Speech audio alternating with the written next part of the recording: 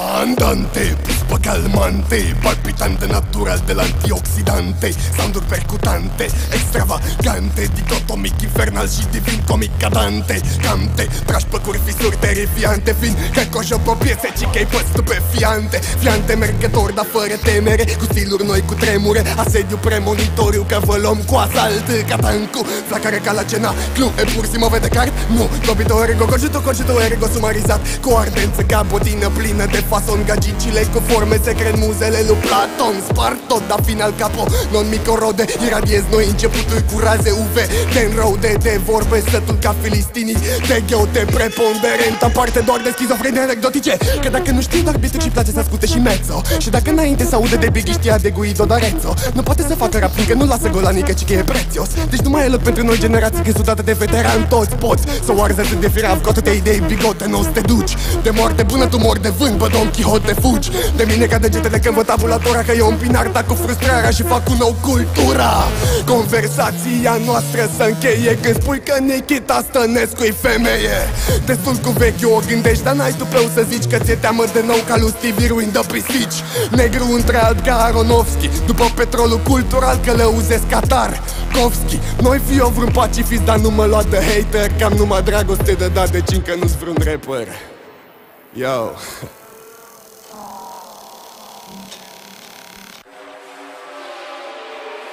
Yo, man, vă plac fabulele? Hai să ne distrăm un pic, să vă zic o fabulă. Doi. Să zic o poveste despre ceva ce nu s-a întâmplat niciodată monden. S-a tirat duma că fabulez mai ceva ca Dan Mihescu și la Fontaine. Dai parte din mine, să-mi povești pentru tine. Deci ia-ți o cafea, aprind o țigară și ascultă-mă ca pe FM. A fost odată, chiar nu de mult, chiar acuș, a fost odată un pârș. Nu înțelegi ce zic? Pârșul ca șobolanul, dar din ăla mai mic. Și cu băt și sonor, pârșul nostru era scriitor, cuvintele mereu la el prestanță, al literaturii tânără speranță. Dar totul a început când pârșul cu ursul s-au întovărășit. Mai o caterincă, mai o anecdotă, n-ave povești că faie și un pix. Fusese înainte admirator, ursul nostru acum amator. Începuse să învețe de la pârș cum să facă să fie și el mare scriitor. Dar pârșul critic și emerit îl critica pe urs care textul învechit. Și asta se oftica și nu voia să fie mai prejos și să fie umbrit. De asta s-a pus ursul pe cizelat. Omul meu, ursul ambiționat, a început să scrie la gazete lapte și miere și atunci a fost observat. Carte de carte, vers după vers, ursul începuse să aibă succes. Creștea într-o zi cât alții în 3 și atunci au venit pârșului în cap idei că și-asta crescuse în aproape un an. Dar s-a făcut din pârșă bolan, credea că ursul vrea să ia pâinea de la gură și de asta deveni simultan. Până într-o zi când amândoi stăteau de vorba cum de la egal la egal, când ursul îi spune: frate meu, hai să facem o carte, reper cultural, atât a trebuit să audă coaliție, că pârșul și-a luat o poziție. Ursul voia doar să scrie, dar pârșul credea că vrea competiție. Stai frate meu că nu voiam, zise ursul, să înțelegi greșit.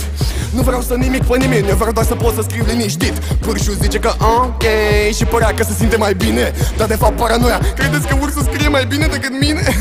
Și așa a început să decadă marele pârș șobolan trist. Omul meu s-a lăsat de scris cărți și s-a făcut corporatist. Păcat de cât de creativ era și n-avea orizontul îngust, că pârș corporatist o luase razna, atât de creativ se credea și el urs. Yo, frații mei, nu fiți ca pârșul, ce să vă zic. Doi. Cam așa. Fabule de la Fontaine.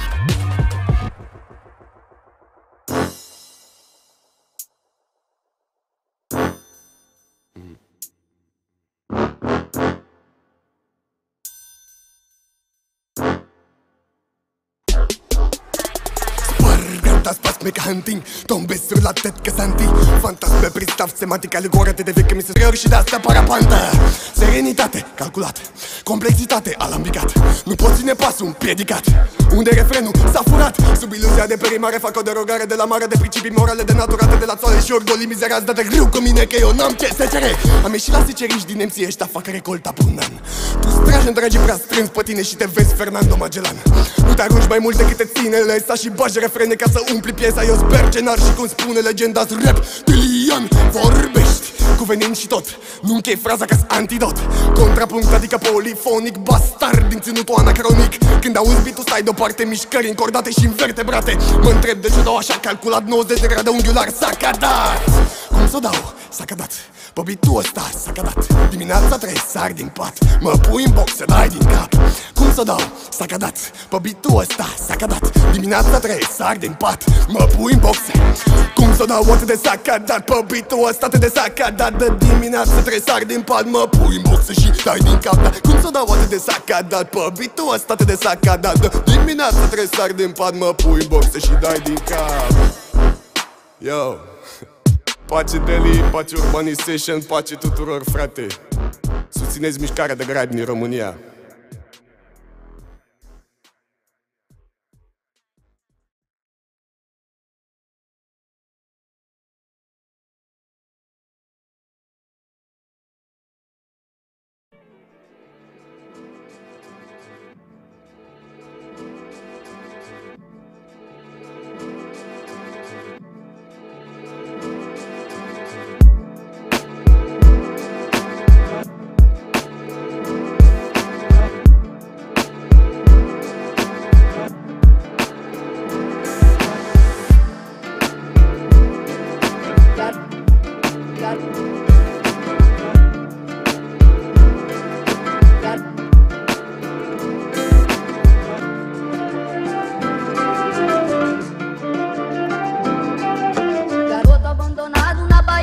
Capitão de areia, capitão de areia, capitão de areia. Todo abandonado na Bahia, capitão de areia, capitão de areia, capitão de areia. Todo abandonado na Bahia, capitão de areia, capitão de areia, capitão de areia. Todo abandonado na Bahia, capitão de areia, capitão de areia, capitão de areia.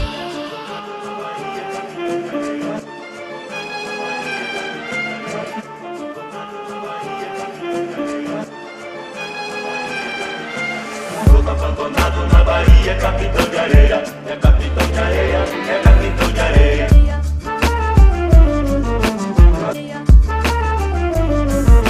Garoto abandonado na Bahia, capitão de areia, é capitão de areia, é capitão de areia.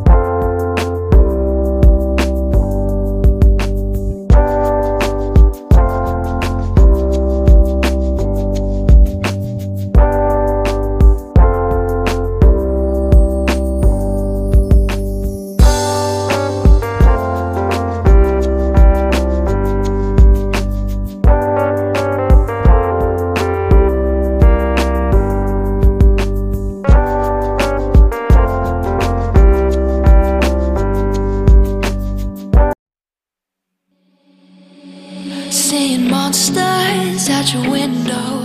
No, you can't sleep, you pretend though. You don't have to play the hero. 'Cause I got you like you got me. When the earth shakes, when the bombs scream, until our last breath